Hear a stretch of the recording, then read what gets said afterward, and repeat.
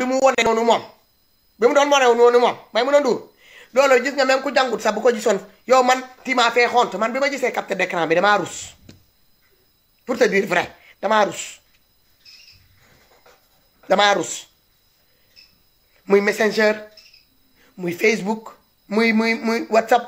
capture d'écran boo ko defee xanaa yow ki la yónnee menace de mort bi kooku moom rek moo bindoon jour boobu ci sa page xanaa amuloon ay nit yi bindoon ci kaw ak ay nit yi bindoon ci ginnaaw kooku rek moo bind ba pare mu signé ko ci suuf xanaa moom menace de mort bi daf la ko bindal ba pare mu yónnee la ko par la voie postale la ko yónnee par courrier la ko yónnee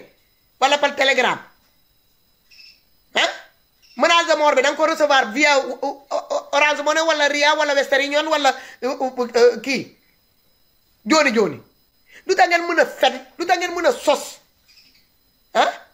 sénégalais yaa ngi ci dimension boo xamante ne que ni c'est tout la nation qui est secouée en ce moment là avec l'histoire de Ousmane Sonko là tout le monde est assis sur le qui-vive ñëpp a ngi toog uuf lex kenn nelawatul les vrais góor yi nga xamante ne que ne Sénégal rek moo leen soxal nelawatuñu ku ci tëdd doo nelaw da ngay nelaw ba si yàgg nga yeewu ci nelaw bi ngir lan la c'est toute la stabilité de toute une nation qui est menacée en ce moment là avec cette histoire là de soi-disant viol bu amul bopp amul jeen ah nit ñi nekk ci loolu ngeen dem di créer tamit benn affaire boo leen di distraire nii parce que comme le parti là au pouvoir ils ont fait le tour de tout leur clown là léegi pare nañ ci ñu ne dañuy jaar si yéen ñi nga xamante ne que ne yéen seen duul naa riis naa Maimouna celle-là c'est une chroniqueuse seen pute de luxe moo tax muy toog muy teg la tànk yow mati yow ak ñu noo yem yow téye en soi-disant chroniqueur xaw ma journaliste en bilan bu Facebook ñun noo yem yow nga waroon na ñoo allié wu ak ñun parce que yow dans tes dires dama laa déglu nga ne tu as subi l'injustice arrêté nañ la humilier nañ la cette humiliation là à chaque occasion boo amee da ngay toog di ko waxal nit ñi donc yow mos nga xam nga lan mooy humiliation xam nga lan mooy ñi teg nit li mu defut waxloo nit lu mu defut enchaîné gor yóbbu donc loolu boo leen koy def yéen ngeen dund ko ba pare ngeen bëgg a jël loolu li ngeen dund noonu bëgg koo fayeekuloo bëgg koo fay ay nit yoo xamante ne defuñu leen dara autant que ngeen tourné vers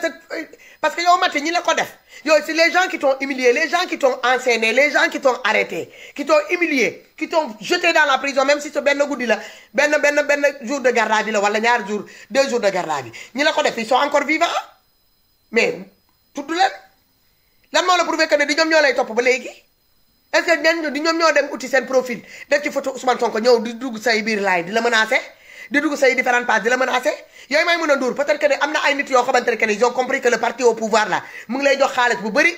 te yow liggéeyoo loo leen dara te ñoom ñoo nekk sur le terrain peut-être ñi mere la ci pet xamuloo ils sont partis chercher des faux profils def ci photo Ousmane Sonko ñëw di la yónnee seen mécontentement ci suuf di la saaga di la menacé loolu gis nañ ko ay nit yoo xamante ne que ne da ngay bokk ak ñoom camp mais privilège bi ñu la accordé ñoom gisuñu seen bopp ci privilège yooyu te ñoom li ñuy liggéey ci biir parti bi wala li ñuy liggéey ci biir kër gi wala li ñuy liggéey ci biir société boobu wala entreprise boobu yow genn wala bi fekku la ci te yow yaa leen ëppale privilège ñi lay xeex ci suuf mu jaral leen la mu uti seen faux profil ñëw di la xeex ci suuf loolu yëpp mun na am vous vous dites que intelligent vous vous dites que je ne sais pas fan ngeen jàngee am ngeen seen licence lii am ngeen seen laa te yéen seen bopp yi du mag yéen doo leen gis vos citrons là sont vides y a pas de l'eau dans vos citrons là hein yéen ñooy toog di jaxase sénégalais quand les autres donnent des coups vous aussi yéen mi ngeen xamante ne que ne yéen la ñu foogoon ne que ne yéen a war a représenter les sans voix di accorder aussi les jël seen plateau yi jël votre temps accorder ko les sans voix pour ñu mën a ñëw défendre seen bopp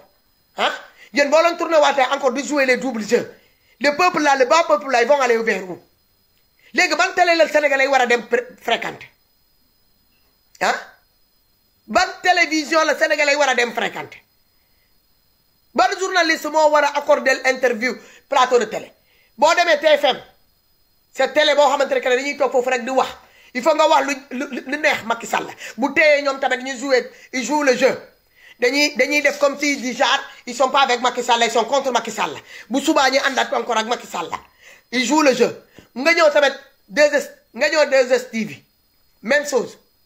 nga dem si Sen TV Sen TV man parfois je comprends pas parfois je comprends y a de ces émissions bu may adhéré wu yenn émissions yi j'adhère pas ah Walfadjri boo fa demee tamit parfois je comprends pas ñun sénégalais ñun ban télé la ñu war a mën a dem ñu kii 7TV yow may mën a nduur fi nga nekk noonu ah ban télé la ñu war a dem si on a un journaliste ku mel ni Mati tamit mu nekk ci biir Facebook bi di ñu rey chaque dimanche di dajale ñëpp bañ nañ ko ba ñun ñi waroon a live sa dimanche bi dañ koy bàyyil après midi bi pour que tous les patriotes puissent aller lui apporter main forte kooku bu tourné waatee encore veste moom mu ne moom tamit moom ñooy ñëw dóor suñu kaw tamit moom tamit elle va essayer de trouver comment faire pour donner des coups aussi dinañ ñoo jàkkaar la ak yéen dinañ ñoo jàkkaar la ak yéen que les choses soient claires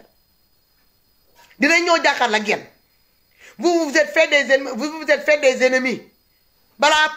mag Ousmane Sonko ak parti Pastef di am ngeen am seen ennemi parce que liggéey bi ngeen di def nii daa am ñoo xamante ne que ñoo leen fa jiitu ñu defal leen ay promotion canapé ñu foogoon ne que ne dinañ egg fu ñu waroon a egg par la suite demuñu fenn ils n'ont pas percé yéen ngeen jógee fële ñi ñëw rek ngeen romb ñëpp ñëw egg fi ngeen egg donc bu leen fàttee loolu Mati bu ñu lay arrêté boobu Ousmane Sonko yëgu ko bu ñu lay tuumaal da njuuj njaaj dangaa détourné wala dangaa nekk ci affaire de passeport xaw ma la de visa boobu Ousmane Sonko yëgu ko de tu t'es fait des ennemis avant Ousmane Sonko li la dal li la topp sa casserole yi ngay traîner yaa ngi koy traîner depuis balaa Ousmane Sonko di judd te yaa mag Ousmane Sonko ak sa tuutuwaay bàjjen Ousmane Sonko nga maasal wàcc leen doomi jàmbur bi ngaa nga leen mu wodd Ousmane Sonko da ngeen di naan mu ne pëcc su suuf yéen ñëpp nag commencé ko Macky Sall procureur juge de xawma instruction xawma juge moom fees Moustapha Niass les différentes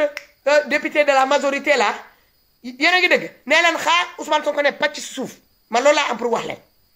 tey nag sama waxtaan bi neexut xaw ma combien de temps je suis resté là à parler avec vous fii laa yemale waxtaan bi ma dem